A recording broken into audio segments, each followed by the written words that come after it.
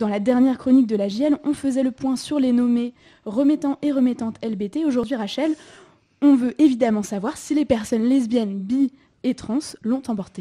Oui, globalement, les LBT se sont taillés la part du lion, ou de la lionne même, dans le palmarès 2018. Sur 10 prix remis, elles en ont remporté 7, et 2 autres outdoors ont été remis à des femmes journalistes. Pardon. Alors dans le détail, la journaliste Élodie Font, que nous avons le plaisir de recevoir, qui est là avec nous en plateau, donc a reçu le prix du documentaire. Oui, pour 2 productions, c'était un peu l'année Élodie Font.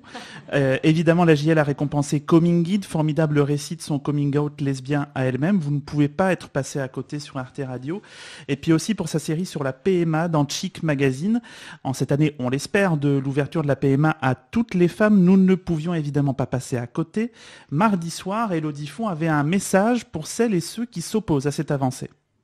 J'avais juste envie de leur dire, est-ce que vous avez une idée, ne serait-ce qu'une toute petite idée de ce que l'on traverse, de nos doutes, de nos espoirs? Est-ce que vous avez une idée du nombre de questions qu'on se pose à la seconde, de l'attente?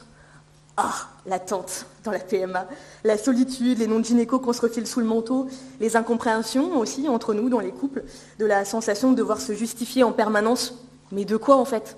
Juste d'avoir envie d'un enfant et en plus d'avoir envie qu'il y ait une femme dans notre lit.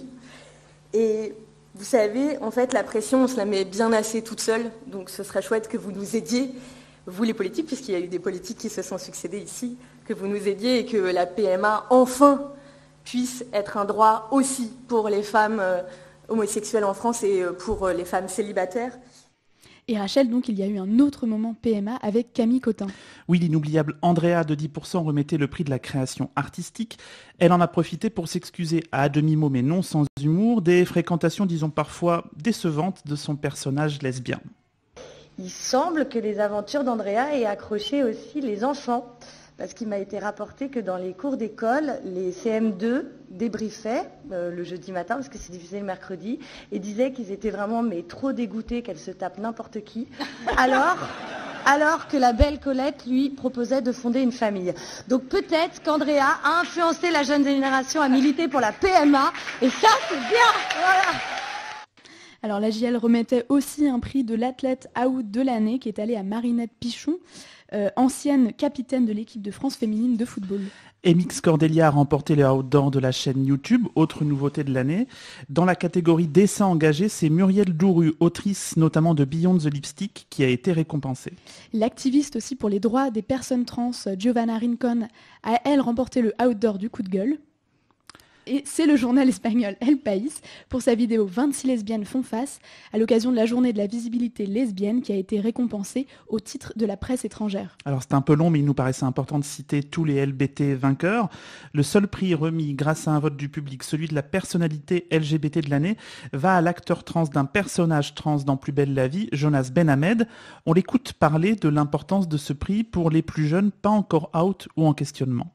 Il y a quelques années, ado en colère, j'avais chanté « Comment changer ce monde qui est imposé depuis bien longtemps, mais comment changer quand on est seul à penser qu'on a besoin d'un changement ?» Ce soir, adulte apaisé, je suis ému de mon erreur, car grâce à vous, je sais que je ne suis pas le seul, mais surtout, je sais que nous nous battons ensemble pour qu'il n'y ait plus jamais personne qui est de seul, en fait. Donc c'est du coup l'occasion de revenir sur l'intérêt de cette cérémonie. Oui, l'angle de la JL dans les luttes LGBT et queer, c'est la visibilité, c'est la représentation. Et on comprend évidemment celles et ceux qui se posent la question de l'intérêt d'une telle soirée festive dans un contexte pas forcément évident. Heureusement, si on en croit l'affluence, on convainc de plus en plus de monde, y compris la militante et critique d'art Elisabeth Lebovici, remettante mardi soir. Les prix, les choses comme ça, je trouve ça sympathique, mais c'est tout. Mais finalement, je pense que c'est très important. Parce que tout d'un coup, il y a une communauté qui se retrouve, qui est là, qui rigole ensemble, dont on s'aperçoit qu'on a des coups de gueule ou des plaisirs qui peuvent être partagés. Et puis surtout, on reconnaît quand même les médias qui font des efforts. Une fois de plus, pour nous, c'est ce que j'ai essayé de dire, c'est-à-dire pourquoi est-ce qu'on est toujours en train de parler de nous, de l'extérieur, et on nous montre jamais qu'on est à l'intérieur de ce public. Et donc voilà, c'est cette distinction qui est donnée à nous, personnes LGBTQI, qui sommes à l'intérieur d'un public. Alors bilan plutôt positif, donc Rachel, pour cette deuxième édition ? Oui, bien sûr, évidemment, on va débriefer en détail, mais les retours qu'on a sont souvent très positifs.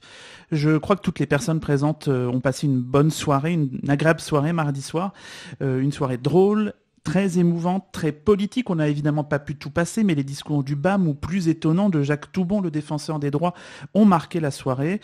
À la JL, je vous avoue qu'on n'est pas encore tout à fait redescendu de notre nuage. Et donc on peut revoir la soirée en intégralité sur la page Facebook de la